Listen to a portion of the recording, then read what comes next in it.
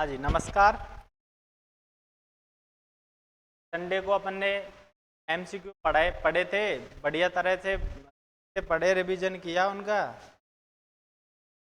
अगर उनमें कोई समस्या आई हो ना, जितने भी एमसीक्यू किए थे उनमें अगर किसी को कोई समस्या आई हो तो अपन को क्या करना है, अपन को जो प्लेलिस्ट में जो क्लासेज हैं 18 वीडियो हैं, उसमें 18 क्लास है, ठीक है।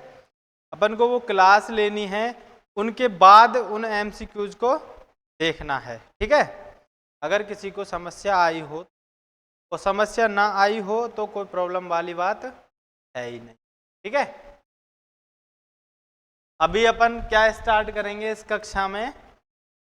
इस कक्षा में हम टॉपिक वाइज जो लेके चल रहे थे, वस्तुनिष्ठ प्रश्न, जितने भी एमसीक्यू हैं, काफ़ी प्रश्न ऐसे हैं जो प्रीवियस ईयर के हैं इनमें भी, और काफ़ी प्रश्न ऐसे हैं जो संभावित अच्छे प्रश्न हैं अगली परीक्षाओं के लिए, वो बहुत ही ज़्यादा महत्वपूर्ण हैं सीटेट के लिए जो दिसंबर में होने वाला है, और उसके बाद जो अपना रीट होगा प्री और मेंस दोनों के लिए बहुत महत्वपूर्ण प्रश्न होने वाले हैं। इससे पहली कक्षा में अपन ने डिस्कस किए थे जो शिक्षा मनोविज्ञान है उसके 20 प्रश्न थे। इस कक्षा में अपन बाल विकास के महत्वपूर्ण 50 प्रश्नों को हल करने वाले हैं। कितने प्रश्नों को? 50, ठीक है। टारगेट क्या है अपना? टारगेट है अपना 30 में से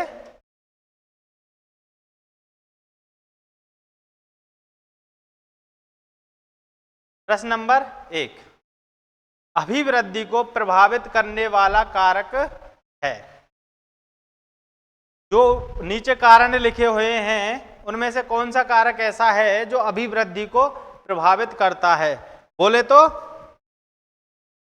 ग्रोथ को जो प्रभावित करता है। एक मिनट, कलर चेंज। ग्रोथ को जो प्रभावित करता है ऐसा कारक कौन सा है? क्या पर्यावरण ग्रोथ को प्रभावित करता है? हाँ। क्या स्वास्थ्य प्रभावित करता है? जी हाँ। क्या भोजन करता है? जी हाँ। तो उत्तर क्या हो गया? उपरोक्त, ठीक है। उसके बाद अगला प्रश्न, प्रश्न संख्या 2। विकास के समान प्रतिमान सिद्धांत का प्रतिपादन किसने किया? विकास के समान प्रतिमान का जो सिद्धांत है वो प्रतिपादित किया था गैसेल और हरलॉक ने। समान प्रतिमान का सिद्धांत क्या कहता है कि जो संपूर्ण मानव जाति है उसका विकास एक ही तरीके से होगा, सभी की अवस्थाएं एक निश्चित काल में, निश्चित अवधि में ही आएंगी। ऐसा नहीं हो सकता कि कोई पहले वृद्धावस्था में चला जाए उसके बाद बाल्यावस्था में आए, या वृद्धावस्था में चला जाए उसके बाद किशोरावस्था में चला जाए। ये इसका जो निश्चित क्रम है वही क्रम में होगा। तो संपूर्ण जो मानव जाति है पृथ्वी के किसी भी छोर पे वो पैदा हो जाए, वो साउथ अफ्रीका में कोई बच्चा पैदा होगा तो उसका विकास है, उसका क्रम भी यही रहेगा। कोई बच्चा अमेरिका में पैदा होगा उसका भी यही होगा, इंडिया में होगा उसका भी यही होगा। यह है समान प्रतिमान का, ठीक है सब, गैसेल व हरलॉक। उसके बाद क्वेश्चन नंबर 3, शैशवावस्था सीखने का आदर्श काल है। जो शैशवावस्था है वो सीखने का आदर्श काल है। ये बात किसने कही? ये बात कही वैलेंटाइन महोदय। किसने कही? वैलेंटाइन ने। उसके बाद प्रश्न नंबर 4, 20वीं शताब्दी को बालकों की शताब्दी कहा जाता है। ये बात किसने कही थी कि जो 20वीं शताब्दी है ये बालकों की शताब्दी है? ये बात बोली है क्रो एंड क्रो साहब, ठीक है सब। उसके बाद अगला प्रश्न, बाल्यावस्था को जीवन का अनोखा काल किसने कहा है? बाल्यावस्था को जीवन का अनोखा काल कोल व ब्रुस ने कहा है। अगला प्रश्न, इसमें इस क्लास में करना क्या है, अपन को प्रश्न पढ़ना है। प्रश्न पढ़ने के बाद वीडियो को रोकना है, रोकने के बाद अपना कमेंट बॉक्स में आंसर लिखना है, उसके बाद वीडियो को आगे बढ़ाना है, अपने उत्तर की प्रतिपुष्टि करनी है। उसके बाद ऐसे ही प्रोसेस करते रहना है। 50 प्रश्नों को आप अगर सही 50 में से जितने भी करते हैं लास्ट में वो भी बताना है कि भाई मैंने इतने प्रश्न किए, इतने सही है, इतने जिससे कि आपकी तैयारी में 4 चांद लग जाएं। ठीक है, पियाजे के अनुसार संज्ञानात्मक संरचना को उल्लेखित करने वाली शब्दावली है। ऐसी कौन सा शब्द है पियाजे के अनुसार जो संज्ञानात्मक संरचना को उल्लेखित कर रहा है? बताइए। संज्ञानात्मक संरचना,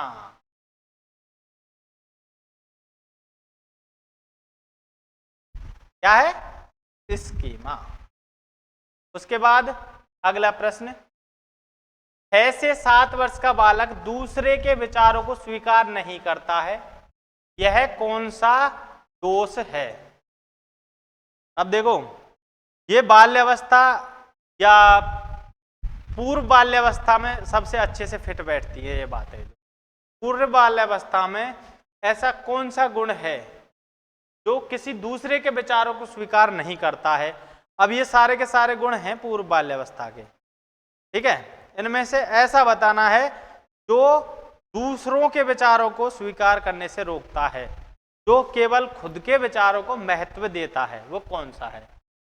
अपन ने 3 माउंटेन प्रॉब्लम के बारे में डिस्कस किया था। आपने एक और चीज के बारे में एक एग्जाम्पल लिया था, आपको याद हो तो, एक पेपर है, उसको एक साइड से अपन को ब्लैक करना है, एक साइड से येलो करना है। अब किसी इस उम्र के बच्चे को वो 2 बच्चे सामने बैठा दिए, उन दोनों को दोनों तरह से वो दिखा दिया हमने, जो वो पेपर लिया था, जो कागज लिया था, और किसी की तरफ ब्लैक किया, उससे पूछा आपको कैसा दिखाई दे रहा है, तो बोलेगा ब्लैक। सामने वाले को कैसा दिखाई दे रहा है, वो बोलेगा ब्लैक। जो उसे दिखाई दे रहा है वही सामने वाले को दिखाई दे रहा है। बच्चा ये मानता है। इस गुण को हम क्या नाम देते हैं? ये बात है इस प्रश्न, इसको हम नाम देते हैं ईगोसेंट्रिज्म। ठीक है, उसके बाद क्वेश्चन नंबर 8, निम्न में से कौन सा कथन सही नहीं है? इन कथनों को पढ़ो और बताओ कौन सा कथन सही नहीं। वृद्धि एवं विकास पर्यायवाची हैं? यस और नो?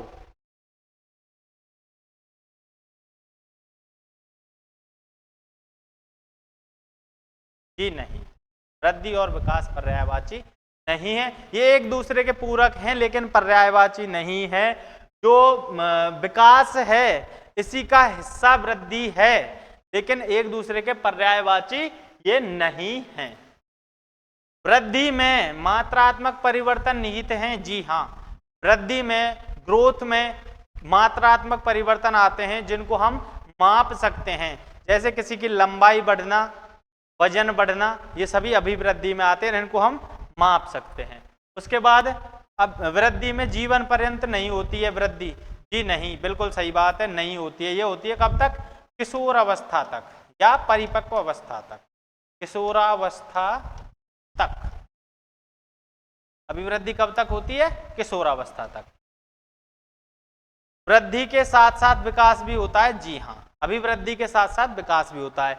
ये विकास का एक पक्ष है। ठीक है साहब, उत्तर क्या हो गया? अभिवृद्धि और विकास पर्यायवाची शब्द नहीं है। मानव विकास के संबंध में कौन सा कथन गलत है? अब बताइए साहब। यह परिपक्वता तक चलता है,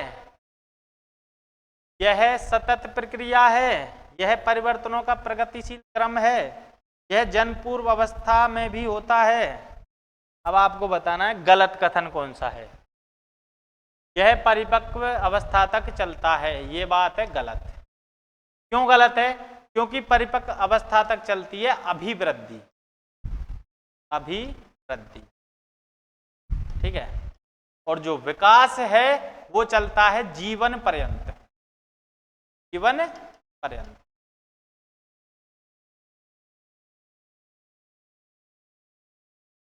जीवन पर्यंत कैसे कैसे चलता है? शारीरिक विकास एक पक्ष है जो कि परिपक्व अवस्था तक चलता है, लेकिन जो मानसिक विकास है, जो नैतिक विकास है, जो और सारे विकास के विभिन्न आयाम है, सामवेगिक विकास है, वो सभी के सभी जीवन पर्यंत चलते रहते हैं। विकास कभी रुकता नहीं है, यह सतत प्रक्रिया है। यह परिवर्तनों का प्रगतिशील क्रम है। जी हाँ, परिवर्तनों का प्रोग्रेसिव ऑर्डर है, क्रम है। ठीक है, यह जन्म पूर्व अवस्था में भी होता है। जी हाँ, जन्म पूर्व बोले तो गर्भकाल में। विकास गर्भकाल में होता है या नहीं होता है? आप बोलेंगे होता है, तो उत्तर क्या हो गया? पहला वाला। उसके बाद प्रश्न नंबर 10, खिलौनों की आयु अनुकरण द्वारा, खिलौनों की आयु या अनुकरण द्वारा बालक सीखता है, कौन सी अवस्था है? बताइए साहब। प्रश्न नंबर 10 उत्तर दीजिए फटाफट।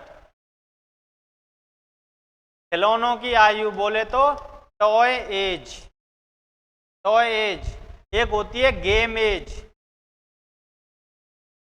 या प्ले एज।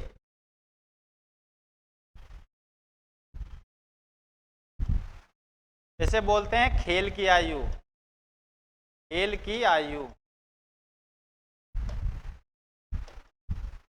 ये होती है बाल्यावस्था, खेल की आयु या गेम एज। और टॉय एज होती है जो, ये कब होती है? ये होती है पूर्व बाल्यावस्था, बोले तो शैशवावस्था, क्योंकि इसमें सीधी सीधी अवस्थाएं इसमें होगी शैशवावस्था में। अगर यहीं प्रौढ़ अवस्था की जगह पूर्व बाल्यावस्था आ जाए, पूर्व बाल्यावस्था आ जाए, तो उत्तर क्या हो जाएगा? पूर्व बाल्यावस्था। तो एज बोलेंगे पूर्व बाल्यावस्था, 3 से 6 वर्ष। ठीक है साहब। अब इस जगह जो पूर्व बाल्यावस्था है वो कहां तक मानी गई है? वो मानी गई है 0 से 6 वर्ष। ठीक है, तो ये इसी का काल है। यहां ये कब से मानी गई है? 6 से 12 वर्ष। ये मानी गई है 12 से 18 या 19। ठीक है, अगला क्वेश्चन नंबर 11, किशोरों में संवेग के नियंत्रण का सबसे अच्छा उपाय निम्नलिखित में से कौन सा है? जो किशोर हैं उनमें संवेगों का जो नियंत्रण है, उनके जो संवेग उठते हैं उनको नियंत्रित करने का सबसे अच्छा उपाय कौन सा है? यह है उनमें शोधन करना।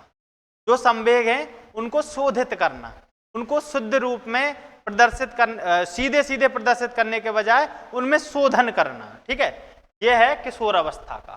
ठीक है साहब, शोधन। और जो युक्तिकरण है, अगर बात करें एडजस्टमेंट में युक्तिकरण की, तो सबसे अच्छी युक्ति कौन सी है? सब्लिमेशन, बोले तो मार्गांतरिक। ठीक है, अगला क्वेश्चन नंबर 12, किशोर अवस्था की मुख्य विशेषता निम्न में से कौन सी है? किशोर अवस्था की मुख्य विशेषता बतानी है। आत्मगौरव भी है, लेकिन ये बाल्यावस्था में वो होता है। सामाजिक प्रवृत्ति है, ये भी है, लेकिन ये बाल्यावस्था में भी होती है। रचनात्मकता है, ये बाल्यावस्था में भी होती है। उसके बाद आत्मचेतना, ये बाल्यावस्था में नहीं होती है, ये केवल किशोर अवस्था से स्टार्ट होती है। कहां से स्टार्ट होती है? किशोर अवस्था से। कौन सी? आत्म चेतना, सेल्फ कॉन्शियसनेस। उसके बाद इस आयु काल में मानसिक विकास उच्चतम सीमा तक पहुंच जाता है। ऐसा कौन सा एज ग्रुप है, कौन सी एज है जिसमें जो विकास है, कौन सा विकास? कॉग्निटिव डेवलपमेंट, मानसिक विकास है जो ये अपनी उच्चतम सीमा तक पहुंच जाता है। जो मानसिक विकास है आदमी का अधिकतम कब हो जाता है? ये हो जाता है सब 15 से 20 वर्ष, किशोर अवस्था के अंत तक। कब तक? किशोरावस्था के अंत। ठीक है साहब। उसके बाद अगला प्रश्न, प्रश्न संख्या 14, किशोर अवस्था में संज्ञानात्मक विकास की विशेषता है। कॉग्निटिव डेवलपमेंट की विशेषता क्या है किशोर अवस्था में? तर्क के साथ समस्याओं के समाधानों की योग्यता में वृद्धि। जी हाँ, संज्ञानात्मक विशेषता यही है। सामाजिक जागरूकता की योग्यता में वृद्धि, ये संज्ञानात्मक विकास नहीं, ये है सामाजिक विकास, सोशल डेवलपमेंट, सामाजिक। ठीक है साहब। कार्यों की गति में वृद्धि, ये शारीरिक विकास है। घनिष्ठता में मित्रता, घनिष्ठता मित्रता, ये इसका एक लक्षण है। लेकिन जो संज्ञानात्मक विकास है ये घनिष्ठता वाली है, ये इमोशनल में आएगी, है ना, इमोशनल डेवलपमेंट। बोले तो संवेगात्मक विकास में। संज्ञानात्मक विकास में क्या आएगी? तर्क के साथ साथ समस्याओं का समाधान। तर्क के साथ साथ समस्याओं का समाधान संज्ञान से, कॉग्निशन से, मस्तिष्क से, दिमाग से, माइंड से ही तो करेंगे। तो इसका उत्तर हो गया ऑप्शन नंबर ए। अगले प्रश्न पे चलते हैं। अगला प्रश्न है प्रश्न नंबर 15। किशोर अवस्था के दौरान विकासात्मक परिवर्तनों के फलस्वरूप होने वाली एक मुख्य समस्या है। किशोर अवस्था के दौरान विकासात्मक परिवर्तनों के फलस्वरूप होने वाली एक मुख्य समस्या क्या है? तो डेवलपमेंटल जो चेंजेस हैं उनके द्वारा, उनके फलस्वरूप जो होने वाली जो मुख्य समस्या है वो क्या है? कौन सी अवस्था में? किशोर अवस्था में। ठीक है साहब। अभिप्रेरणा की कमी, मोटिवेशन की कमी होती है क्या विकासात्मक परिवर्तनों के कारण? जी नहीं होती है। मोटिवेशन की कमी विकासात्मक परिवर्तनों के कारण नहीं होती है। सहयोग की कमी? जी नहीं होती है। उसके बाद अभिरुचि की कमी? जी नहीं होती है। उसके बाद हाँ जी ये हो सकती है। एडजस्टमेंट की कमी, किशोरों में सबसे ज्यादा समायोजन की कमी होती है। वो किस कारण होती है? विकासात्मक परिवर्तनों के कारण। जैसे जैसे उसमें चेंज होते जाएंगे, विकासात्मक परिवर्तन होते जाएंगे, वो एडजस्ट करने में कठिनाई महसूस करेगा। तो क्या होगा? समायोजन की कमी। उत्तर डी। अगला प्रश्न, प्रश्न नंबर 16। निम्न में से कौन सा प्रकार्य किशोरों में एंडोक्राइन अथवा अंतःस्रावी ग्रंथियों का नहीं है? ऐसा कौन सा कार्य है, प्रकार्य है जो किशोरों में जो अंतःस्रावी और बाह्यस्रावी जो ग्रंथियां हैं उनके कारण जो नहीं हो रहा है? रासायनिक संतुलन बनाए रखना ये इन्हीं का काम है। अभिवृद्धि एवं स्वास्थ्य को प्रभावित, जी हाँ ये करती हैं। मानसिक एवं भावात्मक नियंत्रण इनसे नहीं हो। अंतःस्रावी और बहिस्रावी ग्रंथियों से मानसिक और भावात्मक नियंत्रण नहीं होता है। नैतिक आचरण का नियंत्रण रखना, नैतिक आचरण का नियंत्रण रखना ये है। मानसिक और भावात्मक जो ये है ये भी ग्रंथियों से होता है। नैतिक आचरण का नियंत्रण नहीं रख सकते। नैतिक बोले तो मोरल, मोरल जो मोरल बिहेवियर है उस पर ग्रंथियों का कोई प्रभाव नहीं पड़ता है, उस पर व्यक्तित्व का पड़ता है। मानसिक और भावात्मक विकास पे भी ग्रंथियों का प्रभाव पड़ता है। वो कैसे पड़ता है? जो इमोशन है आदमी के और जो कॉग्निटिव जो क्षमताएं हैं उन पे सीधा सीधा अंतःस्रावी और बहिस्रावी ग्रंथियों का प्रभाव उनके हार्मोन्स के द्वारा पड़ता है। ठीक है साहब। उसके बाद अगला प्रश्न, प्रश्न संख्या 17। मनुष्य के शरीर में हड्डियों की संख्या कम होती है। मनुष्य के शरीर में हड्डियों की संख्या कम होती है। जन्म के समय और शैशवावस्था और बाल्यावस्था में तो बहुत ज्यादा होती है हड्डियों की संख्या, लेकिन ये बात करी गई है कम की। कम होती है, कब होती है? एक बार अभिवृद्धि जब रुक जाती है उसके बाद हड्डियों की संख्या जितनी होती है वो फिक्स हो जाती है, उतनी ही होती है, वो फिर कम ही रह जाती है। कब रुकती है अभिवृद्धि? किशोरावस्था में। किशोरावस्था तक तो वो चलती है, किशोरावस्था के बाद क्या होता है? अभिवृद्धि रुक जाती है। तो इसमें क्या है? शैशवावस्था जी नहीं, बाल्यावस्था जी नहीं, किशोरावस्था के बाद बिल्कुल सही। प्रौढ़ावस्था भी नहीं कह सकते हम। क्यों नहीं कह सकते? क्योंकि प्रौढ़ावस्था से पहले यौवन अवस्था और उसके बाद वृद्धावस्था, अलग अलग अवस्थाएं रह जाएंगी। अगर किशोरावस्था के बाद कहेंगे तो किशोरावस्था के बाद सारा के सारा जीवन आ गया। ठीक है, ये इसका सही उत्तर है। अगला प्रश्न, संवेग पाए जाते हैं, जो इमोशन है वो कौन सी अवस्था में पाए जाते हैं? बाल्यावस्था में संवेग पाए जाते हैं? नहीं, जी हाँ। किशोरावस्था में? जी हाँ। शैशवावस्था में? जी हाँ। सभी अवस्थाओं में देखो संवेग हैं जो सभी अवस्थाओं में पाए जाते हैं, लेकिन अलग अलग अवस्था के अलग अलग संवेग होते हैं। और अधिक संवेग कौन सी अवस्था में पाए जाते हैं, कम संवेग कौन सी अवस्था में पाए जाते हैं? जब ये प्रश्न उठता है तो इसका उत्तर हम शैशवावस्था या किशोरावस्था में से चुनने की कोशिश करेंगे। लेकिन अगर केवल ये बात आई जाए कि संवेग पाए जाते तो भाई संवेग तो सभी अवस्थाओं में पाए जाएंगे। ठीक है साहब। अगला है क्वेश्चन नंबर 19। पियाजे द्वारा प्रयुक्त नहीं किया गया। ऐसा कौन सा शब्द है जो पियाजे ने प्रयुक्त नहीं किया? आत्मीकरण किया था, जी हाँ। मानसिक संगठन किया था, जी हाँ। स्कीमा किया था, जी हाँ। इसी को स्कीमा बोलते हैं। उदात्तीकरण नहीं किया है। किसने बच्चों में वस्तु स्थायित्व के विकास को समझने में सहायता की? ऐसे कौन से मनोवैज्ञानिक हैं जिन्होंने वस्तु स्थायित्व के डेवलपमेंट के बारे में बताया गया था कि बच्चों में 18 माह के लगभग वस्तु स्थायित्व का गुण प्रकट होने लग जाता है, विकसित होने लग जाता है। ये बात बताई थी पियाजे ने। ठीक है, पियाजे को पढ़ेंगे आपके समझ आएगा। छिपी हुई वस्तुओं को ढूंढ निकालना इस बात का संकेत है कि शिशु इनमें से कौन सी संज्ञानात्मक अवस्था प्राप्त कर लेता है। तय अभिप्राय व्यवहार की नहीं, हाँ ये रहा वस्तु स्थायित्व।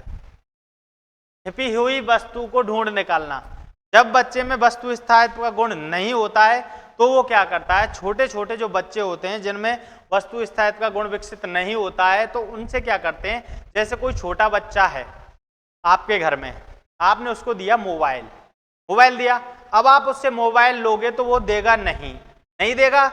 अगर आप उससे छीनोगे तो वो रोने लग जाएगा। तो आपको क्या करना है, मोबाइल लेके और ऐसे करना है, फुर उड़ गया।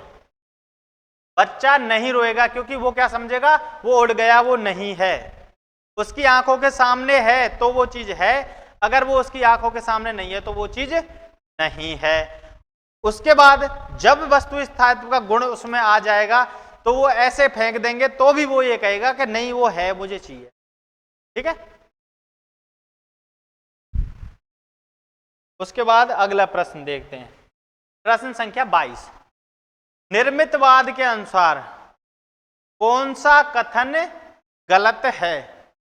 कंस्ट्रक्टिविज्म, निर्मितवाद, ठीक है, अधिगमकर्ता का ज्ञान सृजन करता है, जी हाँ।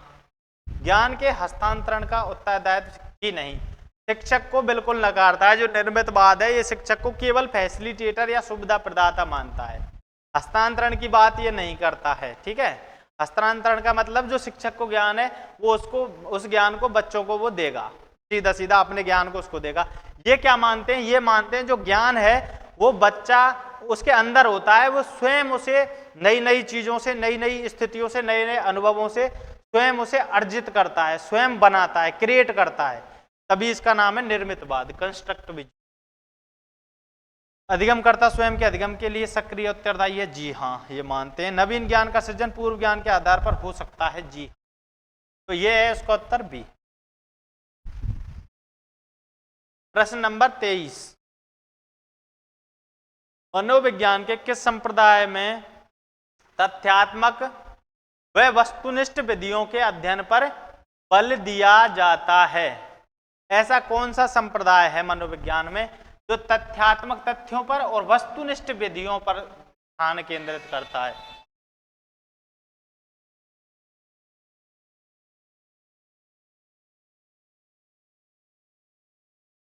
तथ्यात्मक और वस्तुनिष्ठ विधियों पे कौन सा करता है साहब? ये करता है व्यवहारवाद, बिहेवियरिज्म। इन्होंने ऑब्जर्वेशन मेथड दिया था। ठीक है, ऑब्जर्वेशन मेथड दिया था। ये किस पे विश्वास करते? तथ्यों पर और वस्तुनिष्ठ विधियों पर, जो किसी व्यक्ति पे आश्रित नहीं हो, किसी वस्तु पे आश्रित हो। ठीक है, उसके बाद अगला प्रश्न, प्रश्न नंबर 24। एक सेकंड, एक इंपॉर्टेंट कॉल है वो अटेंड करता हूं उस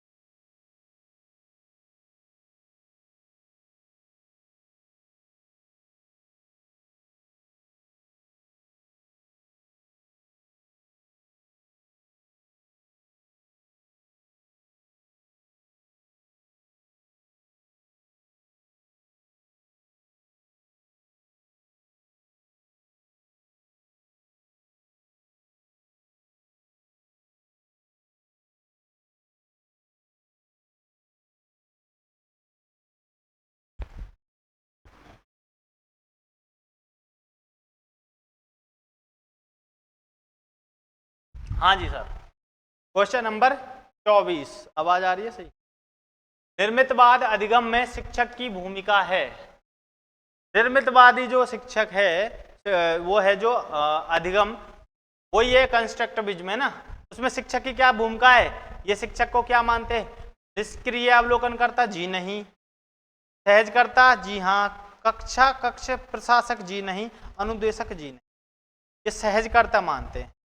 ये क्या मानते हैं? जो चीजें हैं उनको केवल सहज करता है, सरल तरीके से प्रस्तुत कर सकता है वो टीचर। उसको रूलर नहीं है, एक ये इसमें रूलर है, प्रशासक बनाया, रूलर भी नहीं है, निष्क्रिय भी नहीं है, अनुदेशक भी नहीं है, कोई अपने अनुदेश दे और वो माने, ऐसा कुछ नहीं है। बच्चे ज्ञान का निर्माण खुद करेंगे, टीचर केवल फैसिलिटेटर या सहज करता या सुविधा प्रदाता है। ठीक है सर। उसके बाद अगला प्रश्न क्या कह रहा है? पियाजे की अधिगम के संज्ञानात्मक सिद्धांत के अनुसार वह प्रक्रिया जिसमें संज्ञानात्मक संरचना को संशोधित किया जाता है। पियाजे ने जो संज्ञानात्मक विकास दिया था उसमें कौन सी प्रक्रिया है जिसमें संज्ञानात्मक जो वो है प्रक्रिया, संज्ञानात्मक जो संरचना उसको संशोधित किया जाता है? यह है आत्मसातीकरण या बोल दो समायोजन। अब इसमें आप उस बात को याद करो, प्रत्यक्षण होगा, उसके बाद एसिमिलेशन होगा, उसके बाद न्यू सिचुएशन आएगी, उसके बाद डिसइक्विलिब्रियम या डिसएसिमिलेशन होगा, उसके बाद क्या होगा लास्ट में? एकोमोडेशन। बोले तो समायोजन या आत्मसातीकरण। तो ये है समायोजन या आत्मसातीकरण, बोल तो एकोमोडेशन। ठीक है, आपको पियाजे पढ़ना ही पड़ेगा। मेटाकॉग्निशन अर्थात संज्ञान की प्रक्रिया किस पर आधारित है? मेटाकॉग्निशन किस पर आधारित है? अपने कार्यों व शक्तियों के प्रति स्व संज्ञान पर ही ये मेटाकॉग्निशन है जो आधारित है। अगला प्रश्न, प्रश्न संख्या 27। पियाजे के संज्ञानात्मक विकास के चरणों में कौन सा एक सही नहीं है? ऐसा कौन सा है इनमें जो चरण है जो पियाजे ने दिए थे उसमें जो नहीं है? पूर्व ज्ञान के बारे में पियाजे साहब बिल्कुल बात नहीं करते। नए पदार्थों का आत्मीकरण की बताते हैं। समायोजन लास्ट वाला है, साम्य धारण भी है। ठीक है सर। के बाद क्वेश्चन नंबर 28। पियाजे अनुमोदन करते हैं कि प्री ऑपरेशनल अवस्था में बच्चे याद रखने में असमर्थ होते हैं। इनमें से किसे इन्होंने इस असमर्थता के लिए जिम्मेदार बताया है? प्री ऑपरेशनल स्टेज की बात कर रहे हैं, यह दूसरी वाली इनकी जो अवस्था है। ठीक है, इसमें अवस्था में बच्चे याद रखने में असमर्थ होते हैं। इनमें से कौन सी चीज इसमें जिम्मेदार है? जो बच्चे हैं वो याद रखने में असमर्थ होते हैं। पलटावी चिंतन अयोग्यता, बच्चों में पलटावी चिंतन नहीं होता है। वो अगर किसी बच्चे को आप इस आयु काल के प्री ऑपरेशनल स्टेज के बच्चे को अगर आप किसी दुकान पे लेके चले जाते हो आपके घर से 500 मीटर दूर और आप वहां पे छोड़ देते हो तो वह उल्टा घर नहीं आ सकता, क्योंकि वो एक साइड से गया है उसी साइड से जा सकता है, वापस नहीं आ सकता। पलटावी चिंतन उसमें नहीं होता है। अगर किसी बच्चे को आपने बताया 5 + 3 + 3 ये कितना हो गया? 11। अब उस बच्चे से आप पूछें 11 में से 5 घटाने पर कितना बचेगा, तो बच्चा नहीं बता सकता, क्योंकि उसमें रिवर्सिबल थिंकिंग पलटावी चिंतन नहीं है। अगला प्रश्न, क्वेश्चन नंबर 29। पियाजे के अनुसार कौन सा व्यक्ति के संज्ञानात्मक विकास को प्रभावित नहीं करेगा? जीन पियाजे के अनुसार बताना है अपन को, भाषा संज्ञानात्मक विकास को प्रभावित नहीं करती है। ये बताते हैं जो भाषा का विकास है वो विचारों के विकास के पैरेलल चलता है, अलग अलग होता है। ठीक है, ये भाषा को महत्वपूर्ण नहीं मानते हैं। वहीं दूसरी जगह अगर वाइगोत्स्की नाम आ जाए तो ये भाषा को महत्वपूर्ण मानते हैं। पियाजे भाषा को महत्वपूर्ण नहीं मानते हैं। अगला क्वेश्चन नंबर 30, बालक का 50% मानसिक विकास कब तक हो जाता है? बालक का जो 50% है वो मानसिक विकास कब तक हो जाता है? 3 वर्ष तक। बोलते हैं ना, जीवन के प्रारंभ के 3 वर्षों में बालक का जितना मानसिक विकास हो पाता है उसका आधा पूरे जीवन में होता है। जितना 3 वर्ष तक होता है उतना ही पूरे जीवन में कर पाता है। इसका मतलब 50% 3 वर्ष तक, 50% जीवन पर्यंत। ठीक है साहब। मानसिक विकास शुरू में प्रारंभ में बहुत स्पीड से होता है। ठीक है। भाषा अर्जन यंत्र LAD नामक एक यंत्र है, भाषा अर्जन लैंग्वेज एक्विजिशन डिवाइस। ठीक है। ये किससे संबंधित है? ये दिया था नोम चॉम्स्की साहब ने। ठीक है। भाषा अर्जन यंत्र LAD लैंग्विस्टिक एक्विजिशन डिवाइस किसने दिया था? नोम चॉम्स्की ने। उसके बाद अगला प्रश्न, पियाजे के अनुसार संवेदी गामक अवस्था की कितनी उप अवस्थाएं होती हैं? जो संवेदी गामक अवस्था अपन ने पढ़ी थी 0 से 1.5 वर्ष तक जो पढ़ी थी, सीधे हिसाब में अगर इसको देखें 0 से 1.5 वर्ष कितना हो गया? 12 से 18 माह। जो ये था, ये जो एज थी, इसमें कितनी उप अवस्थाएं होती हैं? इसमें होती है 4 उप अवस्थाएं। कितनी होती है? 4। ठीक है। 0 से 4 महीना, 4 से 8 महीना, 8 से 12, 12 से 18। उसके बाद अगला क्वेश्चन नंबर 33, बालक का वह आयु वर्ग जिसमें सोच विचार क्षमता शुरू हो जाती है। किसी बालक में सोच विचार की क्षमता है जो 1.5 वर्ष के बाद शुरू हो जाती है। कब से हो जाती है? 1.5 या 2 वर्ष से। 18 माह या 24 माह से सोच विचार की क्षमता बच्चे में स्टार्ट हो जाती है। उसके बाद अगला प्रश्न, प्रश्न संख्या 34, अच्छा लड़का अच्छी लड़की अवस्था का संबंध किस स्तर से है? ये जो कोहलबर्ग साहब ने बताया था ना, उसी के अंतर्गत बताना है अपन को। जो नैतिक विकास बताया था उसमें जो अच्छा लड़का अच्छा लड़की जो प्रशंसा पाने के कारण जो मॉरल डेवलपमेंट होता है उसके बारे में बात की गई है कि लोग हमें अच्छा लड़का या अच्छी लड़की बोलेंगे। ये कौन सी अवस्था का बताया था? ये बताया था पारंपरिक स्तर का। ठीक है। इन्होंने बताए थे पूर्व पारंपरिक, पारंपरिक और पश्च पारंपरिक। तो ये कौन सा है? पारंपरिक स्तर का।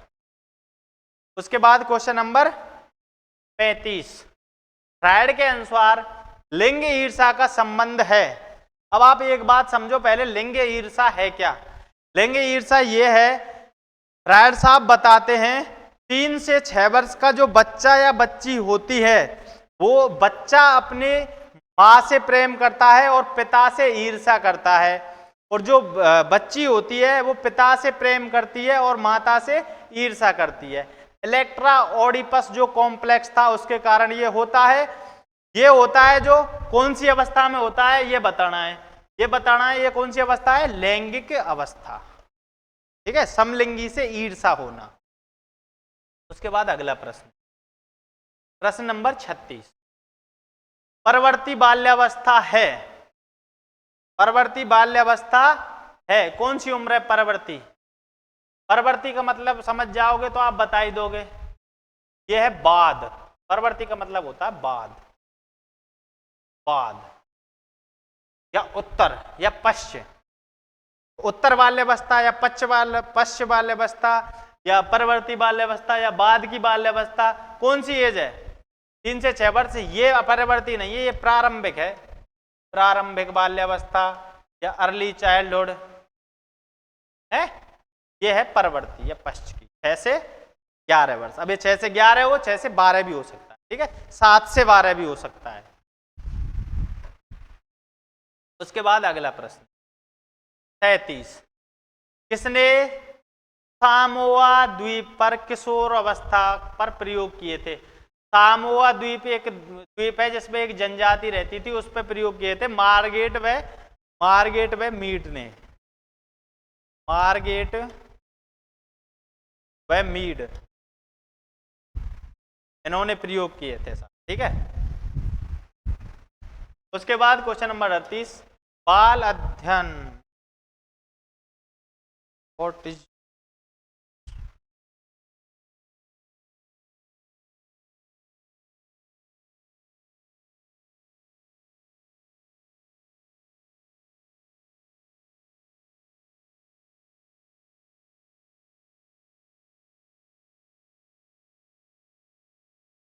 बाल अध्ययन का पिता है, बाल अध्ययन का पिता है। बाल अध्ययन का पिता कौन है? बाल अध्ययन का पिता है स्टेनली हॉल। बाल अध्ययन की शुरुआत सर्वप्रथम किसने की थी? स्टेनली हॉल ने।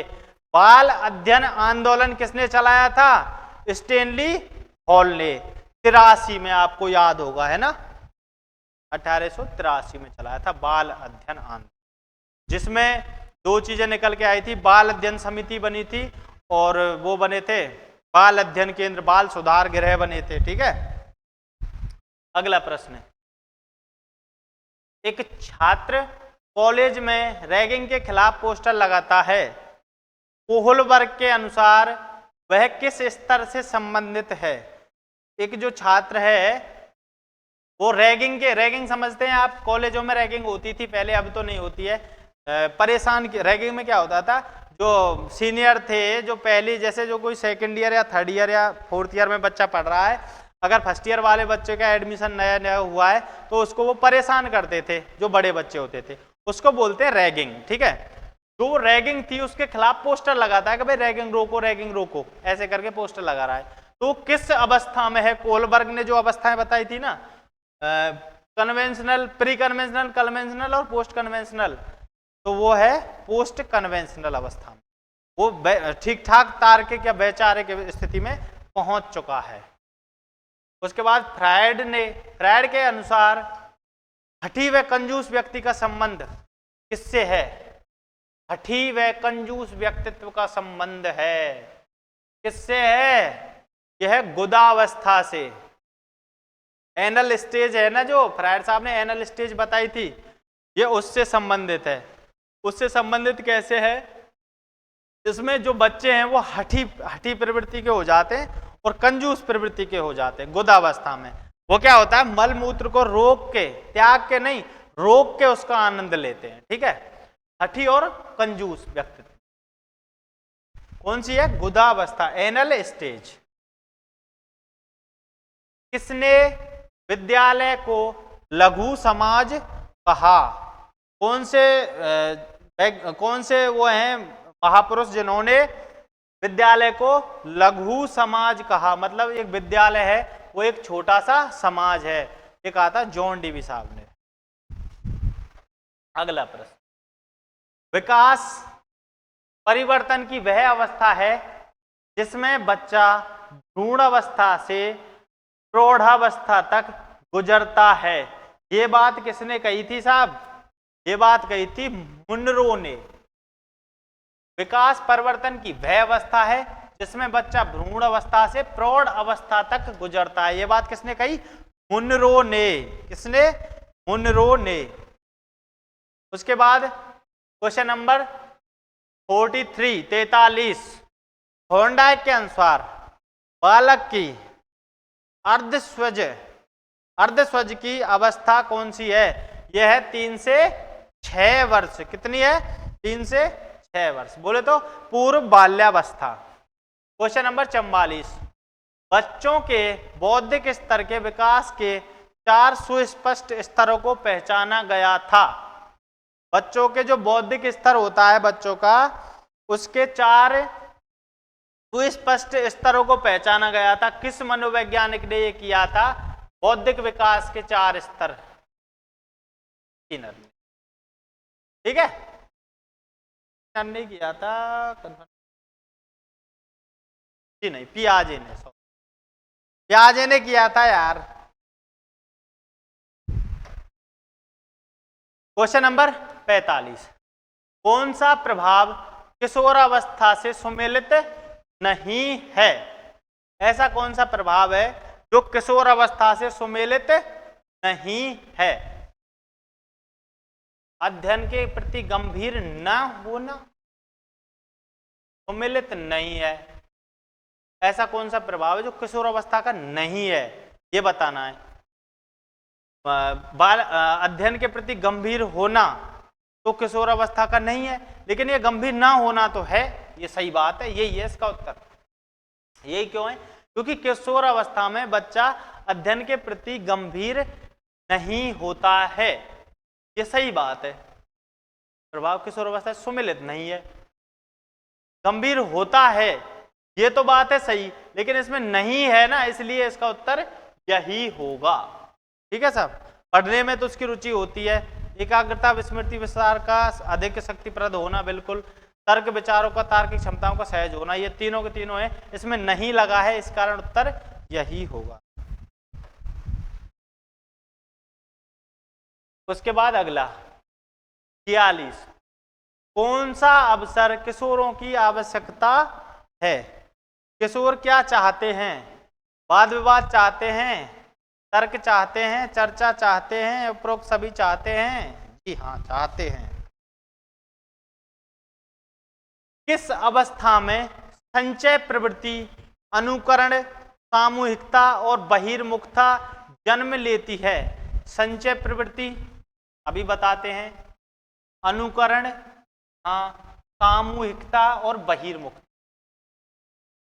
देखो, आप वो कंचों से खेले, कंचों से खेले, सभी खेले होंगे, बचपन में खेले होंगे। तो कंचों से खेलते समय बच्चे क्या करते हैं? कंचों का संग्रह करते हैं, बोतलों में, डब्बों में उनको भर के इकट्ठा कर लेते हैं, या मतलब फोटो होते हैं हीरो हीरोइनों के, उनसे खेलते थे, उनका संग्रह करते हैं, उनको इकट्ठा करते हैं और अपने पीयर ग्रुप्स में घूमते हैं, पीयर ग्रुप्स में खेलते हैं, अपने साथी, संघ के साथी जो लड़के होते हैं, लड़कियां होती हैं, उनमें घूमते हैं। और इसमें सबसे बड़ी एक विशेषता और आ जाती है, समलिंगी होते हैं जो समूह होते हैं इनके, एक समान, जो लड़की लड़कियों का ग्रुप अलग होता है, लड़के लड़कों का ग्रुप अलग होता है। उसके बाद बहिर्मुखता, किसी ने कुछ पूछा तो उसको आंसर सीधा देना, सामने देना, मुंह पे देना, ये होता है इनमें। ये कौन सी अवस्था में होता है? ये होता है उत्तर बाल्यावस्था में। बोले तो बाद की बाल्यावस्था में, बोले तो 7 से 11 वर्ष, 7 से 12 वर्ष, 6 से 11 वर्ष, 6 से 12 वर्ष। विकास का पहलू नहीं है। कौन? शारीरिक विकास तो है, राजनीतिक विकास नहीं है, सामाजिक विकास भी है, चारित्रिक विकास भी है। 49, मानव विकास जिन 2 कारकों पर निर्भर करता है, वो कारक कौन कौन से हैं? जैविक, बोले तो आनुवांशिक, आनुवांशिक ये तो है, आर्थिक जी नहीं है, जैविक, आनुवांशिक, सामाजिक, वातावरणीय, ये दोनों है। ये सही उत्तर है इसका। सामाजिक वातावरणीय हो गया, राजनीतिक भी वातावरणीय हो गया, तो ये नहीं होगा इसका उत्तर। सामाजिक और आर्थिक दोनों वातावरणीय कारक है। वातावरणीय का आर्थिक कारक तो माना ही नहीं गया इसमें, ठीक है। तो इसका उत्तर होगा जैविक और सामाजिक। हाँ जी, प्रश्न संख्या 50 और प्रश्न संख्या अंतिम। सामान्य बुद्धि वाले बालक प्राय किस अवस्था में बोलना सीख जाते हैं? जो नॉर्मल, जो इंटेलिजेंट बच्चे होते हैं, जिनकी बुद्धि लब्धि 90 से 110 के मध्य होती है, वो बच्चे किस उम्र में बोलना प्राय सीख जाते हैं? 11 माह इसका आंसर सही होगा। क्या होगा? 11 माह। ये था आज का हमारा अंतिम प्रश्न। क्या था? अंतिम प्रश्न। अभी अपन बात करते हैं, आज बुधवार है, अब अपन बुधवार, गुरुवार, शुक्रवार, शनिवार अपनी कक्षा अगली जो होगी वो होगी संडे को लाइव। कितने बजे होगी? 10 बजे। हर इतवार को, हर संडे को अपनी सुबह 10 बजे कक्षा लाइव होती है, और एक कक्षा जो लाइव होती है या प्रीमियर होती है, जैसे भी होती है, वो होती है बुधवार को सुबह 10 बजे, संडे को और वेडनेसडे को। सप्ताह में 2 दिन अपनी कक्षाएं होती हैं। अभी आगे सबसे पहले अपन इसको कंप्लीट करेंगे, टॉपिक वाइज जो प्रश्न चल रहे हैं।